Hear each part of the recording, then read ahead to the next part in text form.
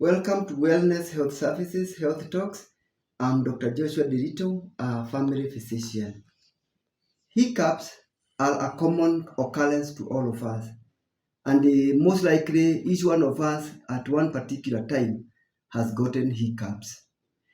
These are involuntary spasmodic contractions of the diaphragm and the intercostal muscles that result in sudden inspiration and ends with the abrupt closure of the vocal cords, leading to that hiccuping sound. Usually, the majority of them are benign and they occur because of distension of the stomach, either from overeating, swallowing a lot of air, like after chewing gum, or even drinking carbonated drinks.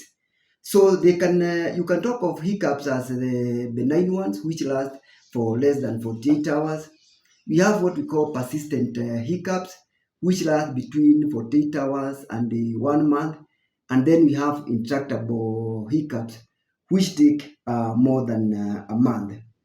So the commonest hiccups are the benign ones, which, as I've said, they occur due to benign problems leading to distension of the stomach due to excessive accumulation of air in the stomach. So the intractable hiccups can be due to problems that happen causing persistent irritation of the phrenic nerves and the vagus nerve. So you can have problems like gastroesophageal reflux disease. You can have a thyroid problem causing pressure on the vagus nerve. Conditions like gastroesophageal reflux disease. You can have some of the problems in the brain, like if you have a tumor in the brain, you can have a stroke. You can have infections in the brain, like encephalitis, which is a viral infection, bacterial infections of the brain, like meningitis. You can also have metabolic problems because of electrolyte imbalances due to kidney problems or liver problems. You can also have conditions like diabetes causing abnormal electrolytes in the body. Sometimes use of some drugs like some steroids like dexamethasone. These can be some of the causes of hiccups. So when the patients present, especially those who have persistent hiccups to the health facility, the most important thing is examination of the patient. You want to know whether the patient has an underlying problem which could be causing him to have the hiccups. You also need to do a neurological examination to be able to detect whether the patient could have any problems involving the central nervous system. On the investigation side, the initial investigations will be including some blood tests where you do the blood white cell count to rule out the possibility of an infection. You can also do kidney functions to see the functioning of the liver. You do also electrolytes, and you can also do radiological investigation like chest x-ray to rule out the possibility of a pneumonia.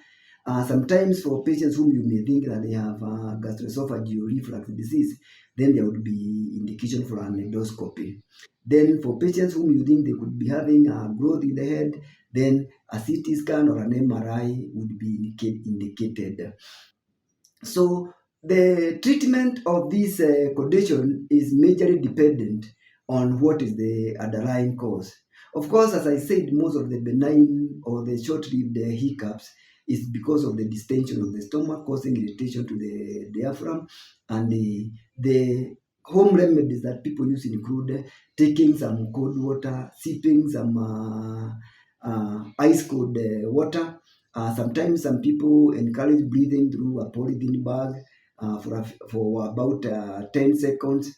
Sometimes just taking a deep breath to help relieve the distension. And then for those now who have persistent hiccups, there are some drugs that we use to help try to relieve the hiccups. Some of them include like the drugs we call proton pump inhibitors, which are drugs that are used to treat excessive acid and ulcers, like omeprazole, esomeprazole, those kind of drugs. Then there are drugs we call metoclopramide, which help to move things down in the gastrointestinal tract. There's a drug that is called chlorpromazine or Lagactil, can also be used to treat persistent hiccups, and some of the other drugs that can be used to treat some of the neurological and nerve condition. So hiccups, most of the times are benign. They occur because of the distension of the stomach causing irritation of the diaphragm, and they are usually self-limiting. But you can also have persistent hiccups and also intractable hiccups, which could be due to other problems affecting either the body metabolic system or possibly the central nervous system. So thank you very much for watching. If you like our videos, please like, subscribe, and also share with others if you find the information helpful. Thank you for watching.